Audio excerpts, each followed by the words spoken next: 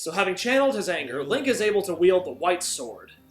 Meanwhile, Erdogan is learning just how boring it is to be king, and decides to take his anger out on Zelda. Tell me, why do you persist on being so stuck? You're a fool if you think that this battle is over. Okay, look, I didn't want to have to say this, but if I don't get to second base, I owe Skull Kid $5. So after Zelda makes Erdogan talk to the hand, showing him that Link is still alive, he consults the coolest evil sidekick in the history of evil sidekicks for advice. What do I need to do? First, we need to redefine the nature of our relationship. Do you want to get an apartment together? From this way forth, you call me Master. Now get on your knees and kiss my feet. Kiss them. So in order to bring Link out of hiding, Skull Kid tells Erdogan to take his army and attack one of the nearby villages. Yeah, his army. Of course, Link and Davik go to cut Erdogan off at the pass, leading to 15 minutes of solid ass-kicking. I mean, just look at the choreography, the fan service, it's awesome! Erdogan's army shows up, Link kicks ass. Erdogan kidnaps Davik, Link kicks ass. One of Zelda's guards shows up, they both kick ass. There's not a single ass that goes unkicked.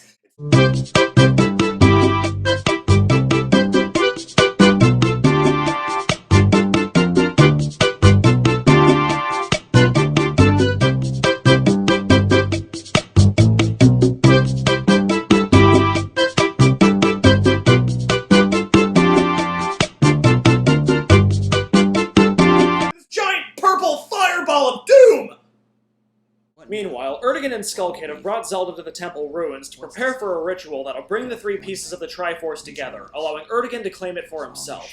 Link eventually shows up, it's revealed that the guard is just another red shirt, and Skull Kid finally gets his moment in the spotlight.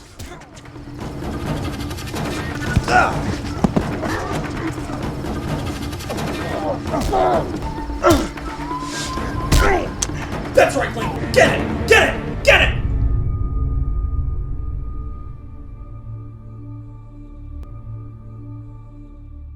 Yes, I am your father's wife's brother's nephew's cousin's former roommate. I can't believe this! His family's dead, his uncle's a traitor. How could things possibly get any worse? It is finished. The golden power is mine. So thanks to good old-fashioned pagan blood rituals, Erdogan releases the Triforce, making himself immortal. Oh, the white blade. Your lust for power and beautiful vengeance. What? Yes, Link. The white sword is the black sword's twin. They are the ancient blades of Ganon. Oh, just kill me now. But before Erdogan can finish Link off, Zelda discovers the magic of Hypertime as the Triforce has bestowed new powers on the three bearers. Zelda then transports herself and Link away, and Link is greeted by the village elder, whom everyone seems to have forgotten about. We have much to talk about. Come with me. So the elder explains that Davik's been the one pulling the strings this whole time. Erdogan is a puppet. He's hopelessly lost in his lust for power. In the end, he's just another victim of the Sage of Darkness. The elder then explains that there's another aspect to the cycle of eternity, the sages. 6 families sanctioned by the goddesses to help the hero and the princess succeed. However, as time has passed, many of the sage bloodlines have disappeared, leaving only 2. Davik is one, And you're the other. precisely. The elder is uncertain as to why exactly Davik turned evil. Personally, I think it's the uniform. Hey, wanna come over to the dark side? Never! You get to wear this. Okay. So understandably, Link is pissed and wants revenge. However, the Elder warns him that he cannot be the hero of time if his heart is consumed with hatred. The Elder then reveals that Link wasn't always meant to be the hero of time, but rather that his father was the original hero. Well, who's that handsome blade? Yeah, I'm in the movie. So just like with Link, Davik trained Link's father to use the white sword, corrupting him in the process. However, it was during their training that Link's father met Link's mother, and the two of them fell in love. After Davik killed his own sister to get to Link's father, his heart became consumed with hatred, so that when he finally went to retrieve the Master Sword, it was out of revenge. Excuse me, just a second. Yeah, hi, Davik. You're gonna get yours! Anyway, Link ignores the Elder's warnings and goes to claim the Master Sword for himself. However, when he gets to the sword's location, he encounters everyone's favorite sub-boss, Dark Link, who is actually the ghost of his father. When exactly did this turn into Hamlet? What do I need to pull the blade? You cannot. Not while you carry that angel. Not while you carry the same sword. It pierced my heart.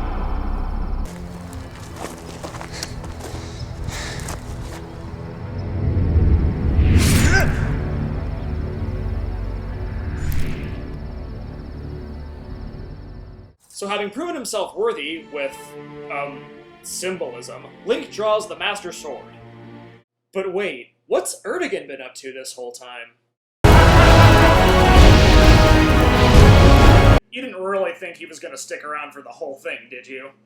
So we finally get the villain we've all been waiting for as Ganondorf emerges from Erdogan's body, and I will admit he isn't all that intimidating without actual armor, but that entrance more than makes up for it. In fact, let's watch it again.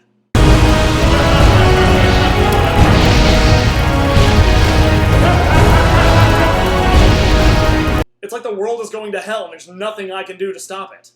So Ganondorf gets right to doing what he does best by capturing Zelda, killing the village elder in the process. With all the pieces in place, Link heads to Hyrule Castle for the final battle. However, Ganondorf reveals that with no sages left, there's no one who can seal him away. They're all gone. They're all memories.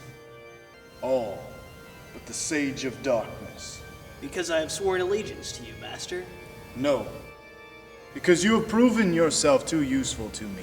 You are a deceitful wretch, Sage of Darkness, and your web of lies ends now. Wait. Die. Yeah, hi, Davik. You just got yours! Anyway, on to the battle.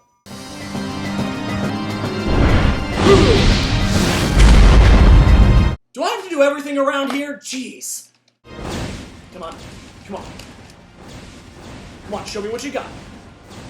Oh, you think you're bad? You think you're bad? Huh? You think you got it? You think you got it? Booyah! So you're probably wondering, what's the point in fighting if there are no sages left? Well... What about his sister? There may be another Sage of Darkness. She was my mother. Link, we've won! How? You're a sage! How do I seal him away? The Book of Mudora. So Link frees Zelda and engages Ganondorf in another epic action sequence. Meanwhile, Zelda finds herself at the Temple of Time, where one of the sages from the past gives her the Book of Mudora. It's Zelda, it's time travel, it happens. Link!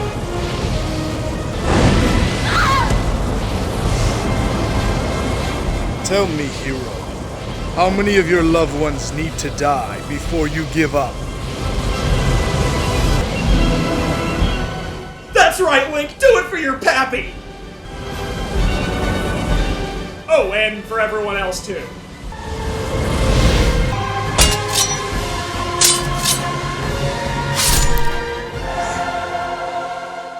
So using the Book of Mudora, Link and Zelda seal Ganondorf away, until the next game comes out.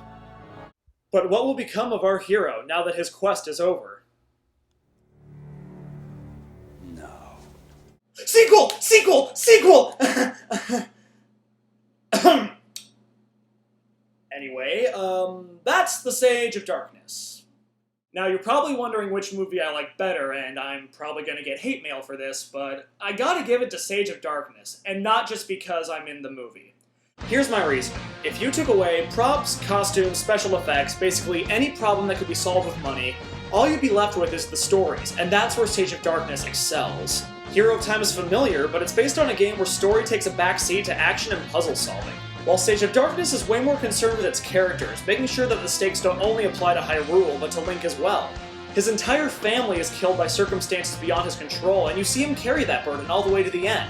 Sure, he's fulfilling his destiny, but he's also personally invested in the quest. With Hero of Time, you never really get the impression that Link stands to lose anything. He just kinda runs around doing what people tell him to, because that's how it happens in the game. Of course, Sage of Darkness is far from being a perfect film, its costumes and props leaving much to be desired, but if I had to choose one of these to be made into a major motion picture, I'd go with the one with the killer story. But if you don't want to take my word for it, that's fine, watch the movies and decide for yourself. You can find Sage of Darkness on YouTube, and I'm sure that there are a few websites out there where you can download Hero of Time. All comparisons aside, you really have to give both studios credit for spending the time and resources to make a feature-length film, knowing they weren't going to make any money off of it. That shows an insane amount of dedication and passion, and knowing that there are filmmakers out there who feel this way about video games gives hope for future releases. I'm DJ Neige, and this is what we had to watch.